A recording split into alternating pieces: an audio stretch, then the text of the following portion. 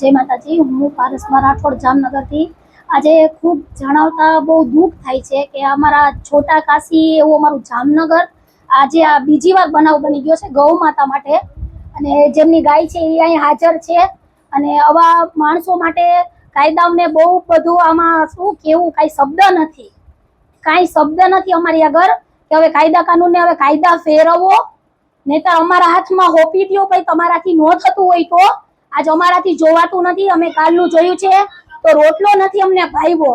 આજે સુરક્ષાની વાતો 5 વર્ષની દીકરીથી લઈને 70 વર્ષના ડોસીથી લઈને ગાયો માતા લગીને આવી ગયો। હવે અરે અમારો દેશ બહુ બને નહીં ને, કાંઈ નહીં તો કાંઈ નહીં, પણ અમારે શાંતિથી જીવવું છે અને જીવા દ્યો। અને અમારે છે ને પેલાના બધાય માથા દઈ દઈને બેઠા છે ને આજ ગૌ માતા માટે આવું થાય છે, હાવ માથે આવું થાય છે। હાવ શું કેવું આવા કાયદા કાનૂન ને।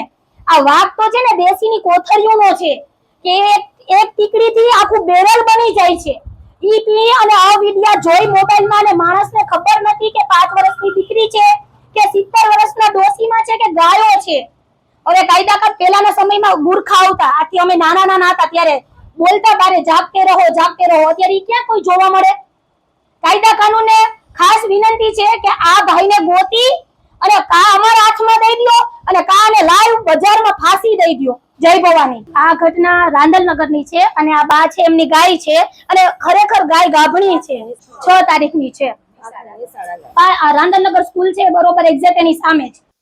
જામનગરના રાંદલનગર વિસ્તાર એટલે કે city B division police station વિસ્તારમાં આજ રોજ એક સીસીટીવી જે ધ્યાને આવેલ છે તેમાં એક અજાણ્યો વ્યક્તિ ગાય સાથે અનનેચરલ એક્ટિવિટીઝ કરતો ધ્યાને આવેલ છે। આ સીસીટીવીના આધારે city B division D staff તેમજ બીજી બધી એજન્સીઓ દ્વારા વ્યક્તિની શોધખોળ ચાલુ છે હાલ, અને આગળની કાયદેસરની કાર્યવાહી ચાલુ છે।